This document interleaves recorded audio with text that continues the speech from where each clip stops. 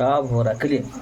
आज़ादी के बाद हैदराबाद को अपने में भारत में मिलाने के लिए सरदार पटेल ने कौन सा ऑपरेशन चलाया था? ऑपरेशन पोलो चलाया था। ऑपरेशन पोलो चलाया था।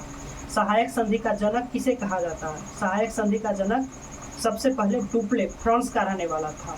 और अंग्रेजों में सहायक संधि का जनक लॉर्ड वेलेस्ली को कहा जाता है। लॉर्ड वेलेस्ली को कहा जाता है। अब आते हैं अवध साम्राज्य पर।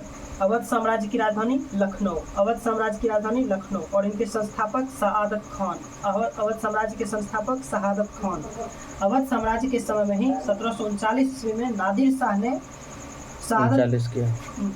नादिर शाह ने सआदत खान पर आक्रमण किया था। लेकिन सआदत खान अर्थात अवध साम्राज्य पहले से ही 1737 ईस्वी में ही अपने सभी धन लूट जाने के कारण कमजोर हो चुका था। अतः सआदत खान ने नादिर शाह को गुप्त जानकारी दी कि दिल्ली स्थित लाल किला के अंदर मयूर सिंहासन और कोहिनूर हीरा को जाकर लीजिए, वहाँ पर आपको ढेर सारा धन मिलेगा।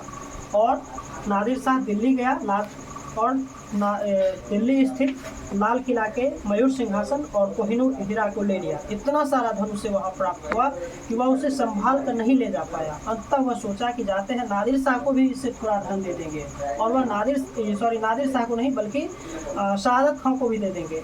लेकिन जब नादिर शाह धन देने के लिए आ रहा था तो सआदत खान को डर हो गया कि वह मेरे पर फिर से आक्रमण करेगा, और इसीलिए सआदत खान ने अपनी आत्महत्या खुद कर ली थी, अपनी आत्महत्या कर ली। और तब इसके बाद नादिर शाह फिर लौट गया। सआदत खान के समय सफदरजंग और शुजाउद्दौला के बीच लड़ाई हुआ था, जिसमें शुजाउद्दौला जीत गया। इसे उत्तराधिकार की लड़ाई कहते हैं। आप लोगों को याद होगा उत्तराधिकार की लड़ाई सल्तनत काल में भी एक बार हुई थी। सल्तनत काल में उत्तराधिकार की लड़ाई औरंगजेब ने लड़ा था, अपने भाई दारा शिकोह से लड़ा था।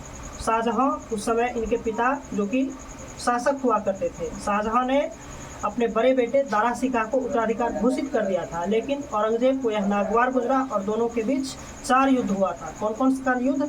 एक युद्ध हुआ था बहादुरगढ़ का युद्ध, दूसरा युद्ध हुआ था घरमट का युद्ध, तीसरा युद्ध हुआ था सामूगढ़ का युद्ध, और चौथा युद्ध हुआ था देवरा का युद्ध। इसके बाद अवध साम्राज्य का अंतिम शासक कौन था? वाजिद अली शाह था। अवध वंश का अंतिम शासक वाजिद अली शाह था। इसके बाद हम आते हैं शिवाजी।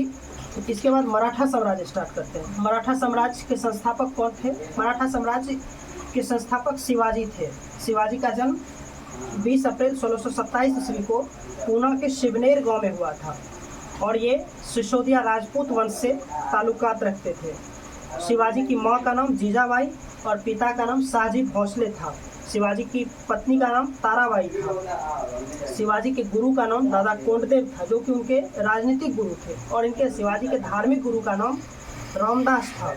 शिवाजी को गुरिल्ला युद्ध का जनक भी कहा जाता है, और इसे पहाड़ी चूहा भी कहा जाता है। शिवाजी ने औरंगजेब से सबसे पहला युद्ध 1657 ईस्वी में लड़ा था। शिवाजी ने औरंगजेब से पहला युद्ध 1657 ईस्वी में लड़ा था।